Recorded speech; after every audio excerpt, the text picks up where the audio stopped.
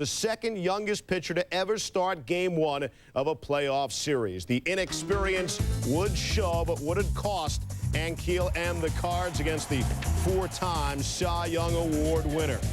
Bottom of the first, Maddox facing Jim Edmonds. Runners in the corners. Routine fly to left. Andrew Jones or Reggie Sanders. Nobody gets to it. Neither make the play. Fernando Vigna scores. The play was ruled a base hit. 1-0 Cards. Two batters later, it's 2-0. Here's Ray Langford. Chops one to third. Remember, Chipper had the error in the Sunday regular season finale that cost the Braves home field. He boots that one. Everybody's safe. 3-zip Cards. Bases loaded for Placido Polanco getting the start at third. And Polanco delivers with a base hit. Clark scores. The Andrew Jones throw bounces off the mound. Langford scores. Paul Bacco trying to nail Polanco, and that throw goes in the center. Carlos Hernandez scores. Polanco to third.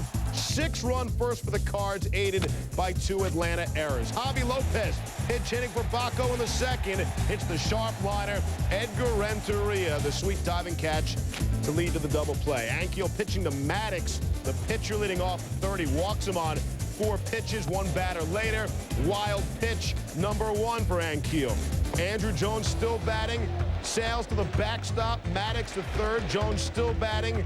Ankiel's second walk of the inning. Next batter, it's Chipper. Way over Hernandez. Wild pitch number 3 for Ankiel. Next batter, Andres Galarraga. Great play by Hernandez. First time he's caught him all season.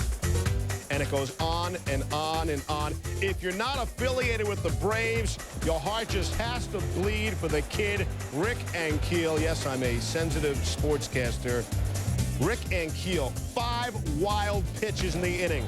After walking Reggie Sanders to load the bases, Weiss would score.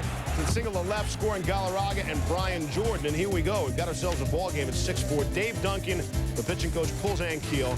He set a major league record with those 5 wild pitches in 1 inning. Maddox dealing to Edmonds, and Jim's fantasy season continues. Get out of town. In his first career playoff game, he goes big fly, 7-4 Cards. Top 7, bases loaded. Shot for the Braves to get back in this and more. Pinch hitter is Bobby Bonilla. And Bonilla grounds one the first. Nice hop for Will Clark. The flip to the rookie Britt Reams, who gets out of the jam. Braves with the bases loaded. Atlanta had another chance with Jordan with 2 on. Base hit off Dave Veers. It's a 7-5 game. After Sanders strikes out, Keith Lockhart up.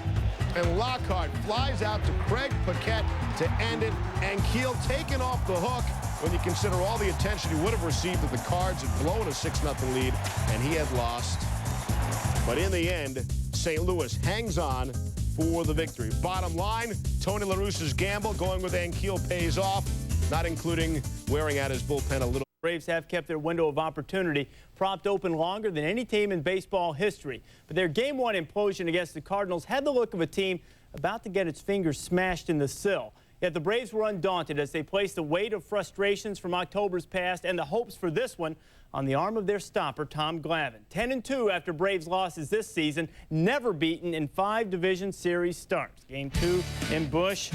Glavine trying to keep his team from going down 0-2. Bottom 1, Fernando Vigna, 3 for 14 in his career against Tommy, but starts it off with a knock. A couple of batters later, Jim Edmonds up. Glavine will not give in. Walks him on 4 pitches. The next man is Will Clark. Remember the thrills first at bat at home as a Cardinal? He went yard off Glavine, and he did it again. A 3-run shot to erase the Braves' 2-0 first inning lead. Cards on top 3-2. McGuire applauds the effort. Clark, 5 homers in 6 games against the Braves, coming in to that one. Top 2, still 3-2. Reggie Sanders down from Darryl Kyle. Then Keith Lockhart goes down looking at the Kyle fastball, and then Glavine on the check swing. Kyle strikes out the side. The battle of 20 game winners. Bottom 2, Carlos Hernandez. Never an RBI in the postseason in 43 at-bats. Of course, that stat is now obsolete. Once hitting .385 off Glavine in his career, he goes yard, and the Cards are up 4-2. Bottom 3, still 4-2. Edgar Renteria. Glavine allowed the leadoff runners on base in the first 3 innings, and that will get you beat. The next man, Jim Edmonds. Boy, did he roll over on the top of that one. Into the corner, Renteria to third, a double for Edmonds. And here comes the thrill. to his own Glavin, and certainly not intending to hit him there, but he does anyway, and the bases are juiced, and Bobby Cox can feel it coming apart. Eric Davis drove in one with a sac fly, and then Ray Langford makes it worse. Edmonds and Clark would come home, and the Cardinals are blowing the thing wide open at 7-2, and Glavin was out of there. 2 1/3, 7 runs, 6 hits, his shortest outing in 255 starts dating to 1993. Top 8, it's 9-2. The game's in the books. Raphael for call deep. Oh, Jim Edmonds, Mays-esque. It is worth another peek. Look at that wide receiver stretch and just makes it look smooth. Edmonds also had 3 doubles. Have we forgotten someone? Oh, yeah, Mark McGwire, pinch hitter. Perhaps Mike Remlinger a bit unglued.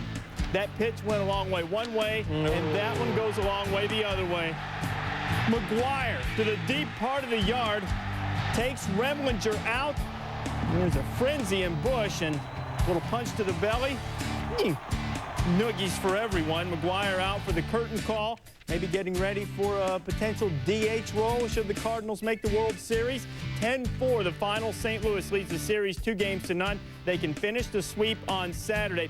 Glavin has been clutch in the postseason. He delivered the Braves' only world title, but he's now 10-12 in the postseason. Edmonds, meanwhile, 6 for 9, 4 RBI. Kyle, terrific day. 2 runs, 4 hits, over 7. The Cardinals have scored 17 runs in 2 games. In 3 division series from 1996 to 98, the Braves allowed 14 combined, but Will Clark has changed a lot of the Braves. Greg Maddux couldn't do it, Tom Glavin couldn't do it, and Kevin Millwood couldn't do it. Fernando Vina had only 4 homers during the regular season, gone in the top of the first. Cards take the lead 1-0. In the top of the third, we're tied at 1. Here's Edmonds. Way back in right. And the Cards are now up by the score of 3-1, a 2-run shot for Edmonds. In the bottom of the fourth, Cards still up 3-1. Reggie Sanders at the plate. Stevenson has been bothered late in the season by tendinitis in the elbow, and he aggravated it there. Not thrilled, though, about coming out. Top 5, Cards up 3-1, runner on third. Edmonds to left. Reggie Sanders, I got it, I think I have it. I misplayed it. Ground rule double, St. Louis up 4-1, and at this point, Bobby Cox can't believe what he's watching. Edmonds 2 for 5 in the game with 3 more RBIs. Bottom 9, 2 outs, Paul Bacco at the plate. Dave Veers in there to finish it up for St. Louis. Look at this nasty splitter. Down goes Bacco, and the Cards, improbable 3 games. They blow out Andres Galarraga and the Braves, and they start the celebration on the field, and then they continue it in the clubhouse as they win it 7-1, sweeping the Braves, who will not be in the NLCS for the first time since 1990. Edmonds finishes the series 8 for 14, setting a division series record with 4 doubles. Stevenson went only 3 2/3 before that elbow flared up, but 4